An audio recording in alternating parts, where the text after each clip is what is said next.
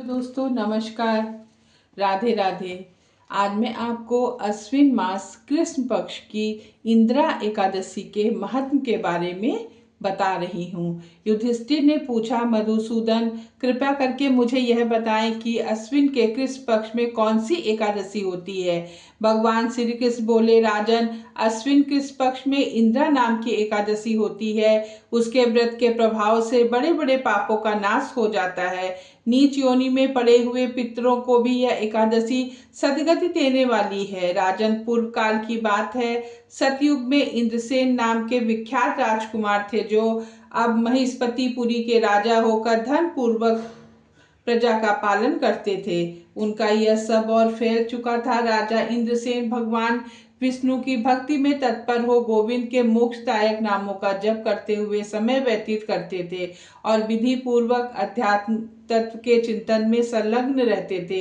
एक दिन राजा राजसभा में सुख पूर्वक बैठे हुए थे। इतने में देवश्री नारद आकाश से उतरकर वहां आ पहुंचे। उन्हें आया देखकर राजा हाथ जोड़कर खड़े हो गए। विधि पूर्वक पूजन करके उन्हें आसन पर बिठाया। इसके बाद वे इस प्रकार बोले, मुनि श्रेष्ठ, आपकी कृपा से मेरी सर्वथा कुशल है। आज आपके दर्शन से मेरी संपूर्ण यज्ञ क्रियाएं सफल हो गई हैं। देव ऋषि आपके आगमन का कारण बताकर मुझ पर कृपा करें। नारद जी ने कहा, नृपश्रेष्ठ, सुनो, यह मेरी बात तुम्हें आश्चर्य में डालने वाली है। मैं ब्रह्मलोक से यमलोक में आया था। वहां एक श्रेष्ठ आसन पर बैठा और यमराज ने मेरी भक्ति पूर्वक पूजा की। उस समय यमराज की सभा में मैंने तुम्हारे पिता को भी देखा था। वे व्रत भंग के दोष से वहां आए थे। राजन, उन्होंने मुझसे कहने के लिए एक संदेश दिया है, उसे सुनो। उन्होंने कहा, बेटा, मुझे इंदिरा के व्रत का पुण्य देकर स्वर्ग में भेजो। उनका यह संदेश लेकर मैं तुम्हारे पास आया हूँ। राजन, अपने पिता को स्वर्गलोक में प्राप्त कराने के लिए इंदिरा का व्रत करो। राजा ने पूछा, भगवान कृपा करके इंदिरा का व्रत बताइए। किस पक्ष में, किस तिथि को, किस विधि से उसका व्रत करना चाहिए। नारद जी ने कहा, राजन सुनो, मैं तुम्हें इस व्रत की शुभ कारक विधि बतलाता हूँ। अश्विन मास के किस पक्ष में दशमी के उत्तम दिन को श्रद्धा युक्त चित्त से प्रातः काल स्नान करें, फिर मध्याह्न काल में स्नान करके एकाग्रचित हो एक समय भोजन करें तथा रात्रि में भूमि पे सोएं। रात्रि के अंत में निर्मल प्रभात होने पर एकादशी के दिन दातून करके मुंह धोएं। इसके बाद भक्ति भाव से व्रत का संकल्प करें। इस प्रकार नियम करके मध्याह्न काल में पितरों की प्रसन्नता के लिए शालिग्राम शिला के सम्मुख विधि पूर्वक श्राद्ध करें तथा दक्षिणा से ब्राह्मणों का सत्कार करके उन्हें भोजन करावें।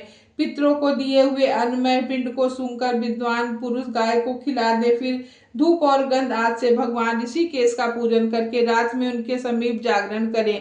तत्पश्चात सवेरा होने पर द्वादशी के दिन पुनः भक्ति पूर्वक श्री हरि की पूजा करें।